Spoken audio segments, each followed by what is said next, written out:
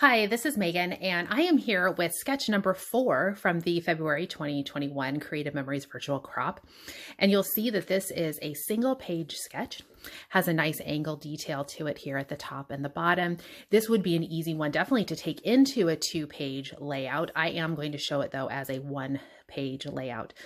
So it has the 3 photos here. One thing to note, the sketch here, when you look at it, and I dialed in with the actual sizes, it is a larger than a 4x6 image. They have it being 4.5 wide, and it needs to be, if you were to stay with the ratios here on the sketch, it would need to be at least about 5 inches long.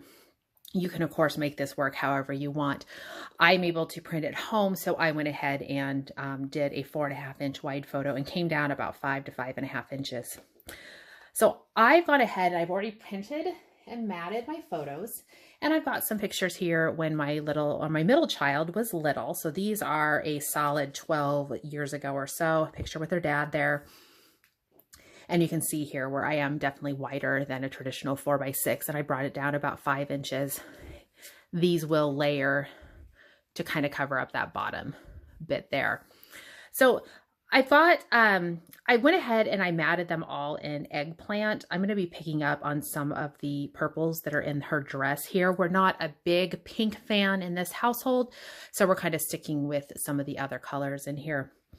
And what I'm going to be doing, I have decided to pick up on those purples. I actually went into some of those old Perfect Fit papers. So these are papers from the Perfect Fit purples. And you can see they have the cut guide here on the back side. So I'm going to be using them since they're not 12 wide, but I just need this smaller segment that I'll be cutting, and I'm going to talk about that. And I detail it here on the instructions. So in the All Access group, you'll just go ahead to the album of sketches, and you can see the information here for sketch number 4 from February of 2021. And what we're going to do is we're going to start with a 4.5 by 12 inch piece of paper. So I've got a piece of paper here that is 12 inches wide here. It's not 12 tall, but that's okay because I'm actually going to trim it to just be 4.5 inches tall. So I'm going to grab my trimmer and I'm going to trim this at 4.5 inches tall. And so I'll write that down here for you. 4.5 is the size I'm going to be cutting this. 4.5 inches wide.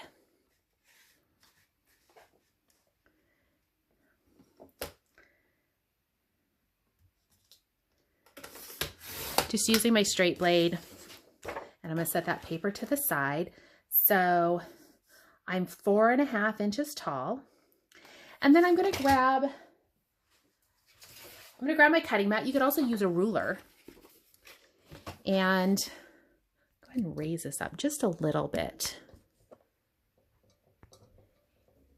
And you will see that we're going to go ahead and use a pencil.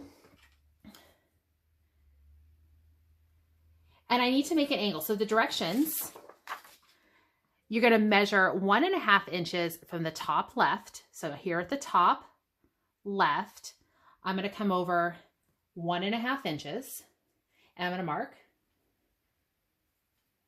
And then at the bottom, I'm going to come over 1.5 inches from the right. So I'll measure over 1 inch and then the 1/2 inch there. And now on my trimmer, using my straight blade, I'm going to go ahead and make that angle cut.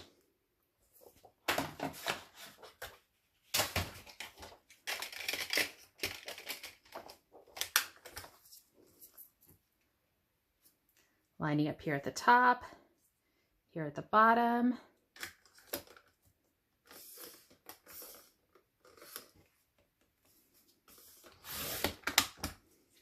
And now I've got those 2 pieces.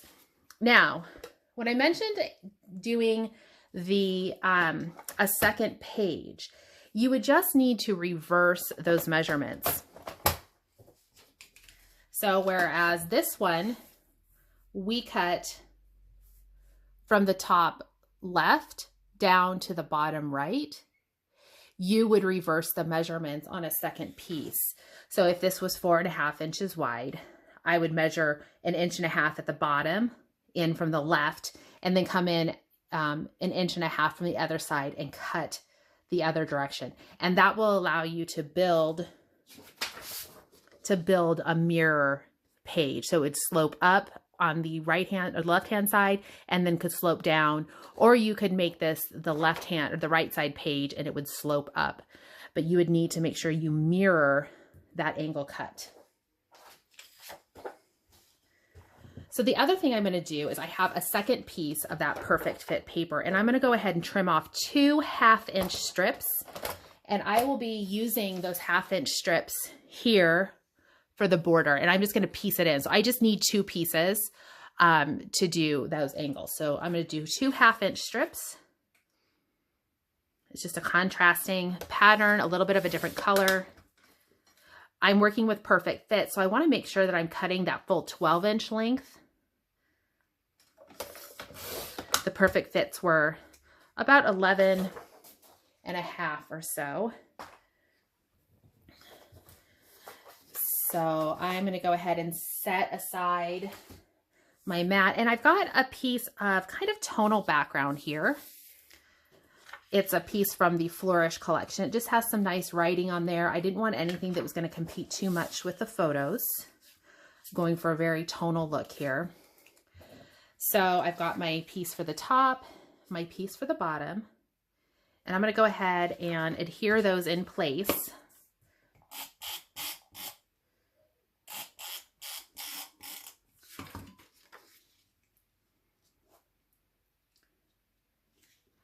I do love the angled cuts. I feature those kind of things a lot in the stuff that I design. It's just a quick, easy way to get a little bit of interest without being something that's going to compete with the photos. So instead of using a straight border, sometimes just give it a little bit of an angle, something a little bit different. And then now I'm going to come in here. The one thing you'll note, whenever you angle 12-inch pieces, you have a little bit of a gap here at the end. Since we didn't actually cut these pieces on an angle, we're using straight pieces and angling them. But because so much of it is actually behind the photo, I'm going to actually just cut and piece them in, sort of like I did for sketch 2, when I just use a couple of strips of paper to do the matting all the way around that center piece of paper. So these, we'll work those in here in just a few minutes once we got our photos in place. So the first photo I'm going to put down this top one. I'm going to go ahead and grab my cutting mat here. It's going to help me center the photo. It's actually a little off center in the sketch.